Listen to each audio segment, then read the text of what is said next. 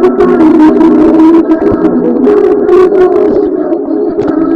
श्री कृष्ण। नमस्कार यहाँहरू सबैलाई। मैले हिजो श्रीमद् भागवत स्कन्द पुराणको चाहिँ 14औं अध्यायको श्रवण गर्दा गर्दै केही बाँकी छँदाखेरि नै नेट गयो, त्यसकारणले मैले सम्पूर्ण वाचन गर्न सकिनँ। अब हिजोको बाँकी भागबाट म सुरु गर्दैछु। जय श्री कृष्ण। वह इस प्रकार निश्चय कर सब ऋषि लोग नगर में आए और मरे हुए बेन राजा की जंघा को शीघ्रता पूर्वक मथन करने लगे। तब उसमें से एक छोटा सा पुरुष प्रकट हुआ। वह कौवा के समान काला और बहुत अंग वाला था, जिसकी छोटी भुजा, बहुत बड़ी बड़ी छोटे छोटे पैर और लंबी दाढ़ी, वो चौपटी नासिका थी तथा लाल लाल नेत्र, वह भूरे केश थे। वह पुरुष सिर झुकाए दीन की नाई हाथ जोड़कर मुनियों से कहने लगा, क्या आज्ञा है। मुनि लोग उससे कहने लगे कि निषिद्ध अर्थात बैठ जा। हे विदुर, ऋषियों के निषिद्ध इस कहने से उस पुरुष की निषाद नाम जाति हुई। उसी वंश से जो उत्पन्न हुए वे सब निषाद पर्वतों के ऊपर वन में रहा करते हैं, नगर में नहीं आते, क्योंकि बेन राजा के शरीर में जो कुछ महापाप भरा हुआ था वह इसी निषाद के रूप से बाहर निकल गया। बेन का शरीर निष्कलंक हो गया। अब मैं आज 15वां अध्याय प्रारंभ करने जा रहा हूं। इसमें पृथ्वी की उत्पत्ति और राज्याभिषेक के विषय में हम श्रवण करेंगे। बेन भुजा मंथन किए विप्रन वंश हु काज, 15वें अध्याय में सो ही प्रकट किन्न पृथ्वीराज। मैत्रेय जी बोले, इसके अनंतर ब्राह्मणों ने उस पुत्र रहित राजा बेन की भुजा मंथी। तब मिथुन अर्थात एक जोड़ा उत्पन्न हुआ। जोड़ा को देखकर ऋषि लोग उसको भगवान की कला जान अति प्रसन्न हो कहने लगे कि हे पुरुष, भुवनों का पालन करने वाला विष्णु भगवान की कला से उत्पन्न हुआ और यह कन्या भगवान के हृदय में नित्य निवास करने वाले श्री लक्ष्मी जी की कला से उत्पन्न हुई। पुरुष संपूर्ण राजाओं में आदि राजा बड़ा यशस्वी महाराज पृथ्वी नाम से प्रसिद्ध होएगा।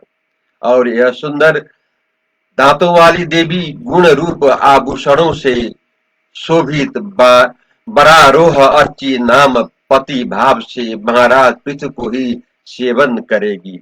इससे यही पृथ्वीराज की पत्नी होगी। यह पृथ्वी तो लोक की रक्षा के अर्थ साक्षात हरि भगवान का अंश प्रकट हुआ है और यह लक्ष्मी भगवान के हृदय में वास करने वाली भगवान के साथ उत्पन्न हुई है। ब्राह्मण उनकी प्रशंसा करने लगे, गंधर्व लोग गान करने लगे, सिद्ध फूल बरसाने लगे और अप्सराएं नाचने लगी। आकाश में शंख, तुरही, मृदंग, दुंदुभी आदि बाजे बजने लगे।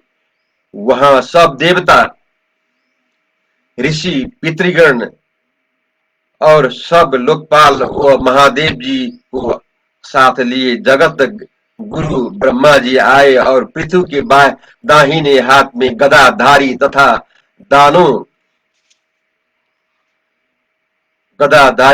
दोनों चरणों में कमल का चिन्ह देखकर ब्रह्मा जी पृथ्वी को साक्षात हरि भगवान की कला मान लिया और राज तिलक देने के निमित्त सब लोग सब ओर से अभिषेक की सामग्री लेने लगे।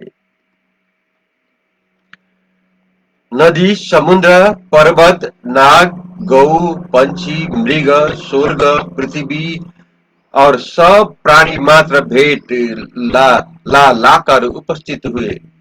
ओह महाराज पृथु अभिषिक्त हो, सुंदर वस्त्र और आभूषणों की पहन आभर आभूषणों के पहन आभरणों से विभूषित अपनी अर्ची नाम की पटरानी के साथ अति शोभा को प्राप्त हुआ। महाराज पृथु को कुबेर जी ने स्वर्णमय सिंहासन भेंट दिया और वरुण जी ने चंद्र माँ की कांति के समान और सदा शीतल जल टपकने वाला छत्र समर्पण किया। वायु देवता ने चबर दिए, धर्म ने कीर्ति रूप माला प्रदान की, इंद्र इंद्र जी ने बहुत उत्तम एक मुकुट समर्पण किया और यमराज जी ने सबको बस में करने वाला संयम नामक दंड दिया।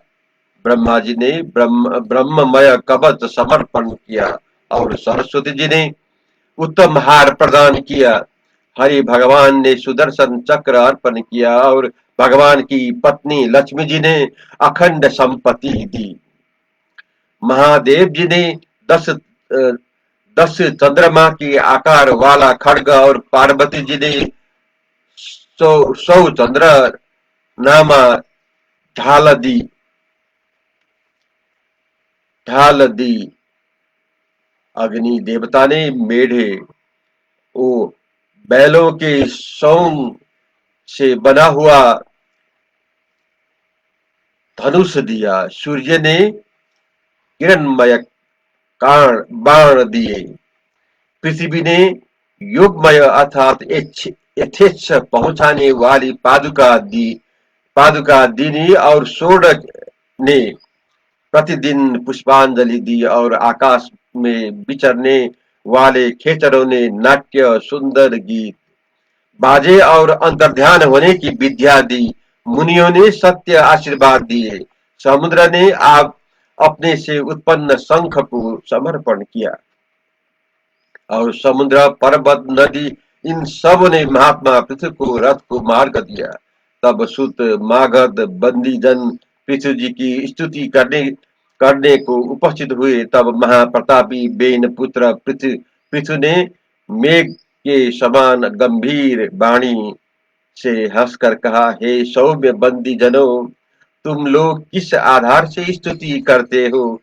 जिसके गुण संसार में विदित होते हैं उसकी स्तुति करना योग्य है। मेरे लिए तुम्हारी वाणी मिथ्या होने नहीं चाहिए।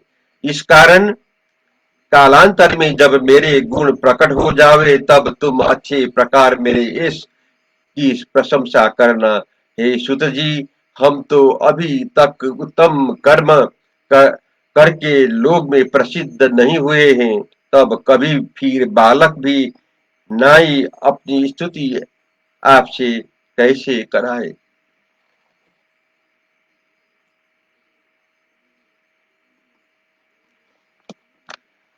अब मैं 16वां अध्याय पाठ करने जा रहा हूँ। सुतगण द्वारा पृथु का स्तंभन के विषय में हम यहाँ श्रवण करेंगे। किन सूत्र आदिकन जो पृथु इस वर्णन भाव 16वें अध्याय में कही कथा भरी जाप। मैत्री जी बोले, राजा पृथु इस प्रकार निषेध करता ही रहा, परंतु गाय गण मुनियों की प्रेरणा से राजा की वाणी का रूप अमृत के सेवन से प्रसन्न होकर स्तुति करने लगी। अपने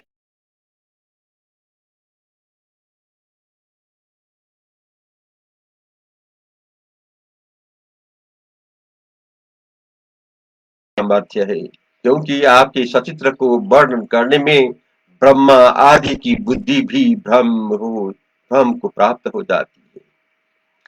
हे महाराज पृथु, आप धर्म धारण करने वाले में श्रेष्ठ होंगे और लोगों को धर्म चलाने वाले होंगे और धर्म मर्यादा की रक्षार्थ अपराधी को दंड देने वाले होंगे। सुकाल में प्रजा से कर ग्रहण करोगे और दुर्भिक्ष में धन देकर प्रजा की सहायता करोगे और सब प्राणी मात्र को समान भाव से बरतदर सूर्य के समान अपने प्रताप को बढ़ाओगे। आप दीन दुखी जन को ऊपर भी आप देंगे तो भी उनको अपराध के भार को पृथ्वी की नाई सहन करेंगे। चंद्रमा के समान मुखार बिंद वाली अमृतमय मूर्ति से वो अनुराग भरी चितवन से और मनोहर मंद मुस्कान से संपूर्ण जगत को तृप्त करेंगे। बेन रूप अग्नि मंथन काष्ठ काष्ठ से उत्पन्न हुए पृथु रूप अग्नि को कोई भी शत्रु शीतल करने को समर्थ